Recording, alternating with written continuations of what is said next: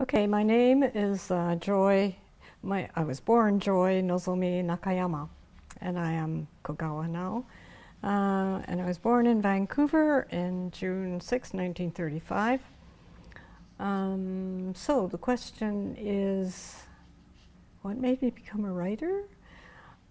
Maybe writers are born, or they get zapped very early in life. One of my first memories is of watching my dad writing, and I think I was zapped by that, by the action, the intensity, the focus, the way cats are. You know, the cats sit on your lap, they can sense the... Anyway, I think some of us are sensitized in that way very early. So I think I've always been a writer, but when I really became a writer was 1964, I think. But I can go into that. Do you want me to go into that now? Yeah, just...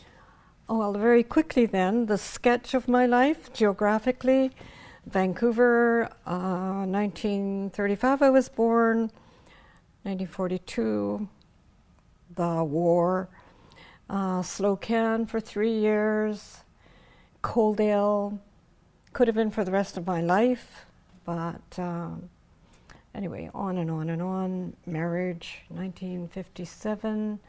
1964, I was living in Moose Jaw, Saskatchewan, and I entered a crisis of faith, identity, meaning, the whole sort of emotional crisis of life, and marriage, and had to understand what was beneath all of the things that I most believed in. Because none of the idealism and the efforts were being realized in my life. That's 1964. So I had this crisis. Actually, you could say I had a breakdown, although I wasn't hospitalized for anything. But the pen became the tool, the spade, or the pole, or whatever it was I needed to get up the mountain of meaning. And poetry just fell out of me at that point through dreams. I just went into the dreams.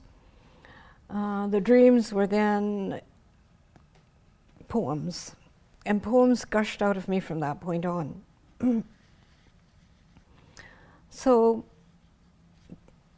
But what happened, you know, in terms of my values had been, I was raised as a Christian. I believed that the most important thing was to love God, to love people. Certainly a married woman loves her husband, you know, that's obvious what is supposed to be, but I did not. And this was part of my emotional crisis. Right. Also the problem of good and evil. The notion of evil, as it was in reality, did not fit into my head with the idea of an omnipotent God. It just didn't work. So there was a crisis, the emotional crisis, the spiritual crisis, the intellectual crisis, and all of that came together.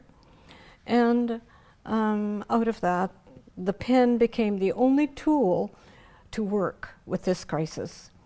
And in the midst of that, the lightning bolt that struck me was that I couldn't make sense of my life. I couldn't do the right thing. I couldn't force myself to love. I couldn't. I failed in all those categories. So then what could I do? What could I believe? What could I have? So I had my tool, the pen, and what came to me as the lightning bolt was, the only thing I can do, the only thing I can hang on to, is that I trust. In the words of the time, I would say, I trusted that God is good. I trusted that the universe makes sense. Whether I make sense or not, it makes sense. I live here by the grace of whatever it is that creates life, and I could trust that. That's all. That's the one thing, the only thing I had, the only thing I still have. It's to trust that, nothing else. Well, I've been writing poetry from 1964 on, and most writers are really internally driven, but I'm also very Japanese in the sense that we are because we belong, because the people, what they reflect back to us is who we are, and so I'm very dependent, which is not a great quality for a writer, but dependent on opinion. And my second book of poems, The Choice of Dreams, was my first book of poems, 1974. It was nominated for the Governor General's, and it got a lot of really good reviews. The second one, the first review was negative. And so I thought, well, I guess I can't write poetry anymore. So I thought, well, maybe I should be writing fiction. The first fictional piece that I wrote was again in Moose Jaw, and was called Are There Any Shoes in Heaven? It was really a Japanese-Canadian story, but it was about a white family called the Parkins who had lived in the mountains and came to the bears. Anyway, you know, it didn't occur to me that I could write about Japanese-Canadians at all. Nobody wrote about that. People wrote about white men. And so that's what I wrote about. White boy, white man, white family, you know, that's all I wrote. And it didn't occur to me that you could do anything else. So when did Obasan start? It started as a short story. I was trying to come to terms with my mother, and I wrote the story called Obasan. And then I was staying, this is at one, I mean, my life is, I'm a leaf in the wind. I don't know where I am, where I'm going most of the time, but I trust. At one point, I was in Coaldale, which is the place where we landed up. After Vancouver, we were in Slocan, then we were in Coaldale. Coaldale was this little village in southern Alberta. And I was asleep in the church hall, and I had a dream. And the dream, because I didn't know what I was doing, I didn't know where to be going. I was still quite a mess. And so the dream said, a very specific dream said, go and work in the archives in Ottawa. What a dream. So I thought, oh well, you know, who knows, I might as well go to Ottawa.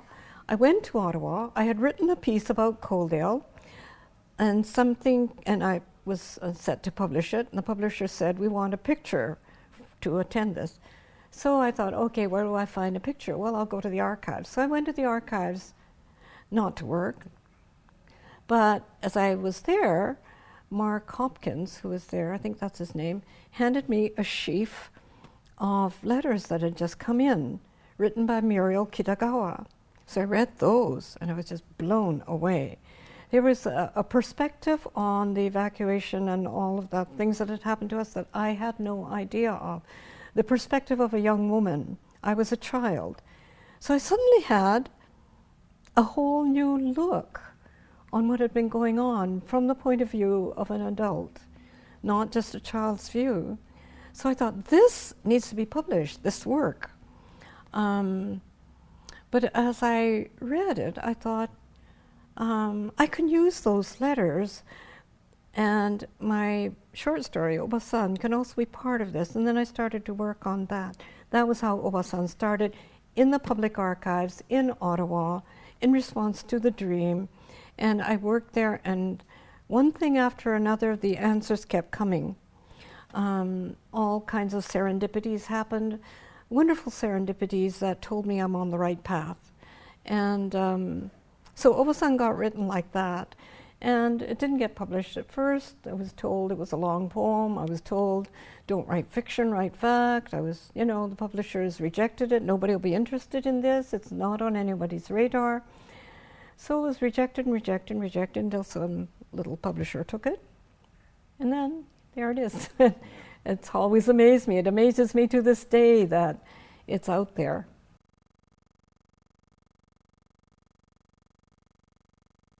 Well, she stands, for me in my mind, she stands for the power of the iceberg. The top part is conscious. The underneath part directs the flow.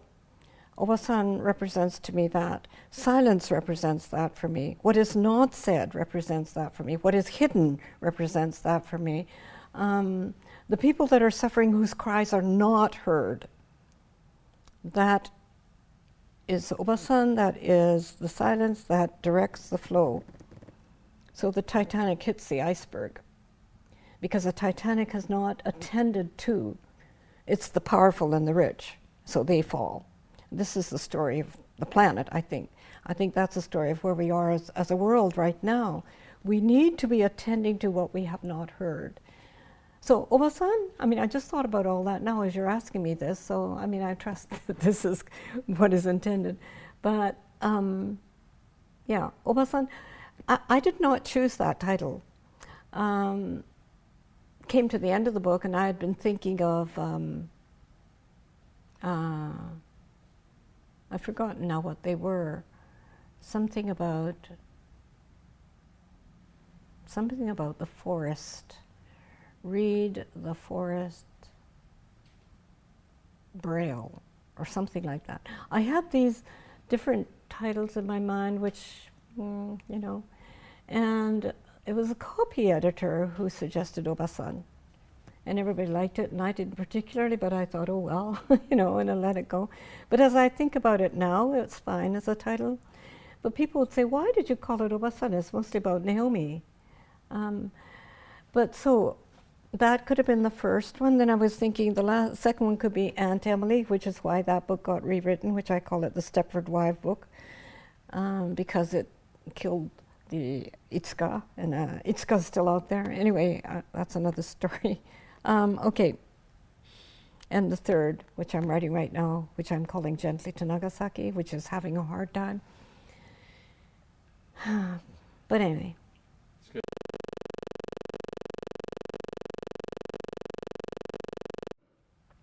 She stands between speech and silence. Her Aunt Emily stands for speech.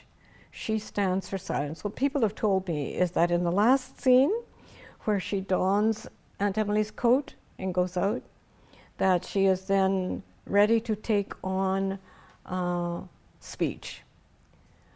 But in the beginning of obasan, there's a prologue. There's a silence that cannot speak. There's a silence that will not speak. As I say, she becomes the person in the center between speech and silence. And she has identified mostly with the silence and has not spoken up. But in the next book, it's Emily's story. But she dons the coat, she gets ready to go with that to another phase. One might ask about the Race Relations Foundation, actually. It was supposed to be a Japanese-Canadian thing. It's hardly that, is it? But it's become this other thing that is maybe more star-like, more multi-directional, so maybe that's fine. But that story, I mean, I know there are some people in the Japanese-Canadian community that are upset about that. So maybe that needs to be addressed in some way. I don't know. I think whatever reaches out most is what matters. Right.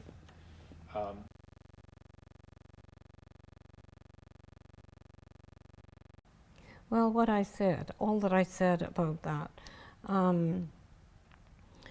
it's, it's not a roast, it's a stew. It brings in a lot of values that are essentially healthy for people to have a mix and to be able to, I believe in that which is deepest within us coming forth. And it enables and allows the depth of values to come forth. Every culture has different values, and they do, when they are brought in, the values that are the deepest, I think, like the underground stream, they will endure. And even if they don't come to the surface right away, they're there. And maybe there is a commonality to all these values, but when that is so, then I think that they will be that much deeper and that much richer. So, although maybe that's not so, maybe it will be more shallow, but we all go to the sea. Multiculturalism to me is a lot of streams coming down to the river that goes to the sea. And so I would think of it as very more than rainbow-like. You know, it's it has a challenge of a lot of foment, also transformed into just beautiful energy. So I think, you know, if we have an energy shortage in the planet, we shouldn't have in a multicultural society. There's lots of energy there. I think we are, I think we exist on the level of metaphor. And so there is the reality of the ground we walk on and the energy in and outside of the ground and wherever it is in the sky. All of this is energy, but so is spiritual energy, so is the energy of thought, of intellectual and emotional life. All of this. What I think, though, as cultures age and as people age, there's a certain kind of energy that decreases, but there is another kind of energy that develops. So although we are a young country, we should have a lot of one kind of energy, but in older countries, what I think ought to be happening is that, that as the petals fall, the seed grows. And the seed, to me, is the energy of the spirit. And out of the old, if a culture was really wonderful, it would honor the vulnerable young, the vulnerable old, and glean the spiritual energy that is there to nourish people. So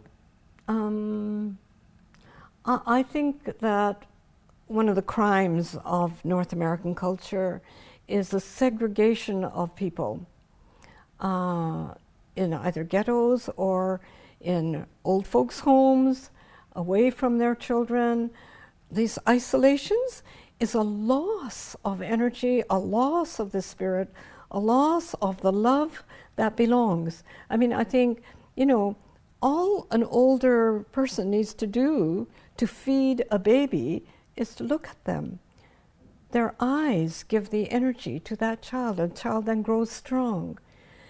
And we've thrown that away by separating them. And we can do, we throw people, we throw the richest things away. It's like when we peel vegetables and we throw all that nourishment away and we eat the pulp. And I think we need to be able to understand what feeds us. So the older cultures that come here that still have the old young thing intact, I think, like in my daughter lives in Surrey, BC, a lot of immigrant people there. There's wealth there, there's power there, there's energy there, and I'm glad they're there because the immigrants come with a lot of their values still intact, and they haven't lost it to Walt Disney or Bugs Bunny, and it hasn't got totally lost. But anyway, I think things do get lost when you bring everything down to the level of the scarcity model. There's not enough money, everything is based on that, and that will drain away things. Anyway. Well, of course, multiculturalism in its non-fake form, that is not receiving grants and things like this, but in the schools or in the subways here, you see multiculturalism at work, you see the United Nations alive. I think when you have a clash of values, that is an intersection where a lot of interesting conversation can happen. And so Canadians, traditionally we have been a country of peace, environment, all these things that are so important, and I think a lot of that has been lost. But I think it can come back. I think it's still there. I mean, we are so blessed with resources and with nature and so on. But I have only lived in Canada, really. You know, I have been visiting here and there. So I think the civility in Canada is wonderful. And I've been to the northern countries in Europe, And I think the civility there, the laws, the respect for law, I think that's a wonderful thing. As opposed to the Wild West model I grew up with, the Mounties always get their man and you love the Mounties. So there is somewhere this peaceable nation that trusts law and trusts the laws. So what else do I think? I haven't really actually thought about Canada that much, except that I love Canada. I know that compared to elsewhere it is.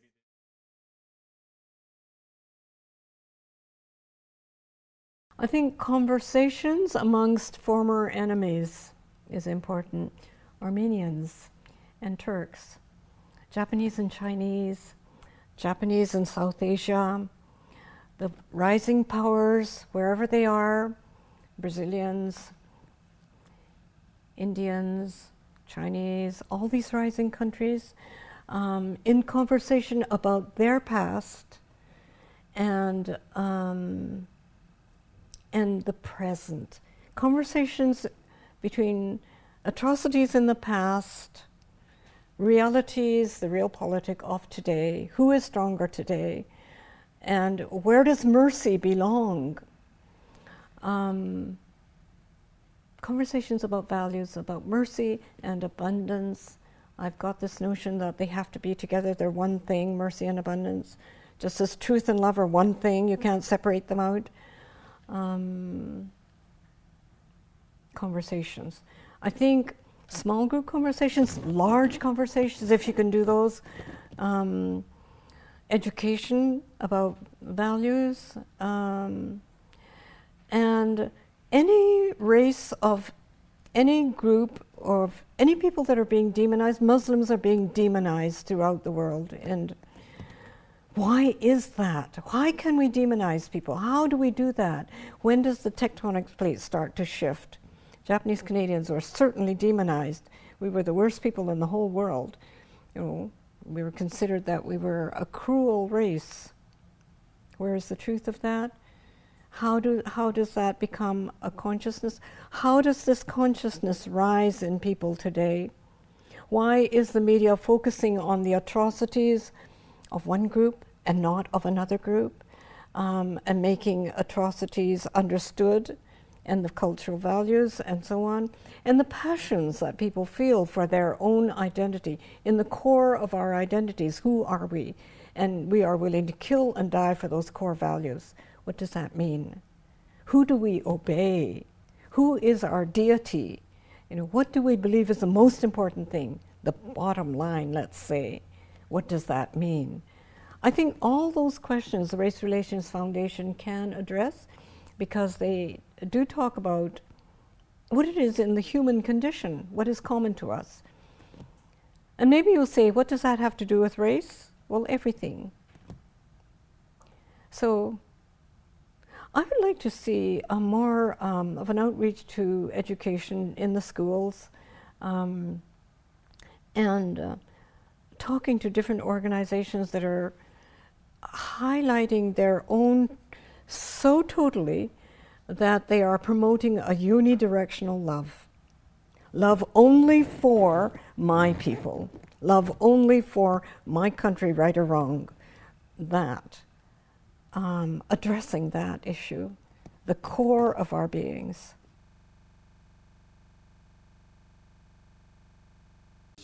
Nagasaki. I've been working on Gently to Nagasaki for a long, long time and failing. So one of the things I say to myself is, I don't have to succeed. That's not what I'm called for. I have to try, though, and then that's success enough. And so the notion of the friend within the enemy is what I'm working on in my life and in the work of the pen. And certainly I'm being a hypocrite in a lot of that, because I'm not realizing it and I'm failing, but it's still there. I mean, the ideal and the real, I'm not letting either go, so I'll hang on. Yeah. Excellent. Wonderful. Well, thank you so much, Joy. Okay.